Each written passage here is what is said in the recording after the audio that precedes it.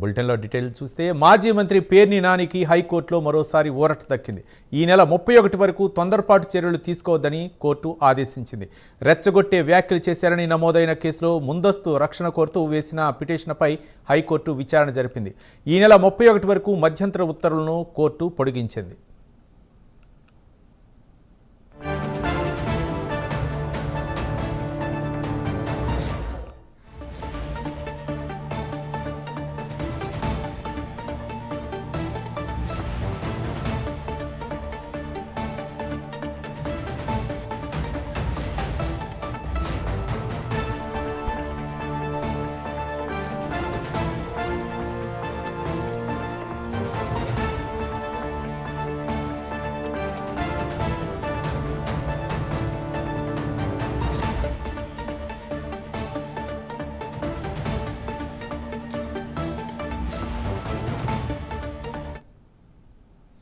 మాజీ మంత్రి పేర్ని నానికి హైకోర్టులో మరోసారి ఊరట దక్కింది. ఈ నెల 31 వరకు తొందరపాటు చర్యలు తీసుకోవద్దని కోర్టు ఆదేశించింది.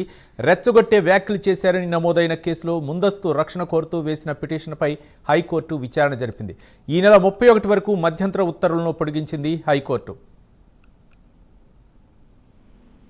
దీనిపై మరిన్ని వివరాలు మా కరెస్పాండెంట్ రాజ్ కుమార్ అందిస్తారు. రాజ్ కుమార్, మాజీ మంత్రి పేర్ని నానికి హైకోర్టులో ఊరట లభించినట్లు కూడా తెలుస్తుంది. ఏదైతే కేసుకి సంబంధించినటువంటి అంశంలో ప్రధానంగా పేర్ని నాని ఇబ్బందులు ఎదుర్కొన్నటువంటి నేపథ్యంలో తాజా వైఎస్ఆర్ కాంగ్రెస్ పార్టీకి సంబంధించినటువంటి నేతలందరూ కూడా వరుసగా కేసులు ఎదుర్కొంటున్నటువంటి క్రమం కనపడుతుంది. ఈ క్రమంలో మాజీ మంత్రి పేర్ని నానికి సంబంధించినటువంటి అంశాలు హైకోర్టులో ఊరట లభించడంతో కొత్త ఇబ్బందికర పరిస్థితుల నుంచి పేర్ని నాని ఇబ్బంది పరిస్థితి నుంచి బయటపడినట్లు తెలుస్తుంది. ఎందుకంటే గతంలో కూడా ఇదే తరాల పేర్ని నాని చేసినటువంటి వ్యాఖ్యల పైన ఇప్పుడు రాష్ట్ర వ్యాప్తంగా కూడా దుమారం రేపుతున్నటువంటి పరిస్థితి ఉంది. ఎందుకంటే పేర్ని నానికి సంబంధించినటువంటి అంశంలో గతంలో ఏదైతే ఆయన సోషల్ మీడియాలో చేసినటువంటి వ్యాఖ్యల పైన కావచ్చు, అదేవిధంగా ఏదైతే పామర్లో ఆయన చేసినటువంటి వ్యాఖ్యలు కావచ్చు, ఇలా తదితరమైనటువంటి వ్యాఖ్యలన్నిటిపైన కూడా పేర్ని నాని మీద గతంలో అనేక రకాలైనటువంటి అభ్యంతరాలు కూడా గతంలో నడిచినాయి. ఈ నడిచినటువంటి క్రమంలో కూడా పేర్ని నానికి సంబంధించి ఇప్పటికే కొన్ని అంశాలు కోర్టులో ఉన్నటువంటి నేపథ్యంలో తాజాగా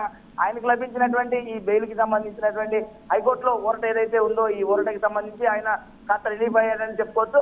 తాజాగా మరి ఈ రాజకీయాల నుంచి పూర్తి స్థాయిలో ఏ విధంగా యాక్టివ్, ఎందుకంటే పుల్లు రవీంద్ర లాంటి ఒక బలమైనటువంటి నాయకుడు ఉన్నటువంటి నియోజకవర్గంలో పేర్ని నానికి సంబంధించినటువంటి నాయకులు కార్యకర్తలు కూడా మరింత బలంగా పనిచేయాల్సినటువంటి అవసరం ఉంటుంది. కాబట్టి దానికి అనుగుణంగానే వ్యూహాలు రచిస్తున్నారు. ఇప్పటికే ఈ ఏదైతే హైకోర్టులో ఊరట లభించడంతో కాస్త పేర్ని నాని ఊపిరి పీల్చుకున్నారని చెప్పుకోవచ్చు. Right, thank you Raj Kumar.